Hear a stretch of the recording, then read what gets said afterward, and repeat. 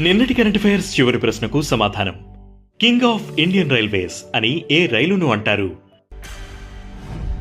రాజధాని ఎక్స్ప్రెస్ ను king of Indian railways అని పిలుస్తారు. వివిధ నగరాలను దేశ రాజధాని అయిన ఢిల్లీతో కనెక్ట్ చేసే ఈ రైళ్ల వేగం, ఆన్ టైం వెళ్లటం, ప్రీమియం ట్రావెల్ ఎక్స్పీరియన్స్ వంటి కారణాలతో పాపులర్ అయ్యాయి. ప్రస్తుతం దేశవ్యాప్తంగా దాదాపు 54 రైళ్లు తిరుగుతున్నాయి. ఇక మొదటిది, కోడెక్స్ ఎగ్జిక్యూటివ్ కమిటీలోకి మరోసారి ఎన్నికైన భారత్. అంతర్జాతీయ ఆహార ప్రమాణాల సంస్థైన కోడెక్స్ అలిమెంటారియస్ కమిషన్లోని Codex executive committee Asia region కు భారత్ మరోసారి ఎన్నికైంది. 2027 వరకు ఆసియా రీజియన్ కు చీఫ్ గా భారత్ కొనసాగనుంది. FSSAI CEO రజిత్ పున్హాని ఆధ్వర్యంలో భారత బృందం పనిచేయనుంది. ఇక రెండవది, జెమినీ 3 లాంచ్ చేసిన గూగుల్ అధికారికంగా జెమినీ 3 పేరుతో మరో కొత్త AI మోడల్ లాంచ్ చేసింది.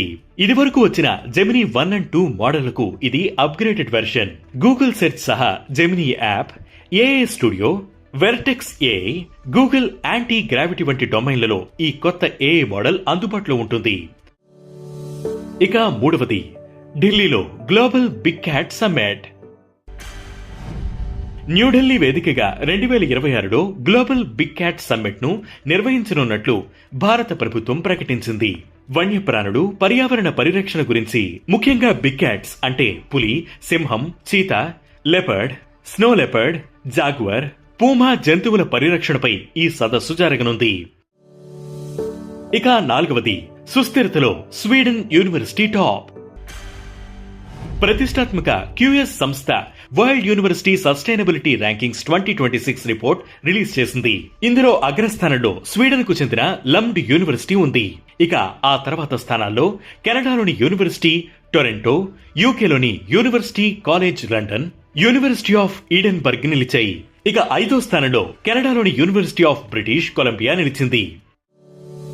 ఇక 5వది, టామ్ క్రూజ్ కు ఆస్కార్ పురస్కారం. హాలీవుడ్ స్టార్ నటుడు టామ్ క్రూజ్ 63 ఏళ్ల వయసులో తన తొలి ఆస్కార్ అందుకున్నారు. 2025 గవర్నర్స్ అవార్డుల్లో ఆయనను హానరరీ ఆస్కార్ వరించింది. ఇది రెగ్యులర్ ఆస్కార్ తరహాలో నామినేట్ అయ్యి పోటీలో నిలిచేవారికే కాకుండా సినిమా కోసం విశేష కృషి చేసిన వారికి, లైఫ్ టైం అచీవ్మెంట్ సాధించిన వారికి గౌరవార్థమిచ్చే ఆస్కార్ పురస్కారం. ఇక ఈ రోజు current affairs question, international film festival of ఇండియాకు ఏ రాష్ట్రం ఆతిథ్యం ఇస్తోంది?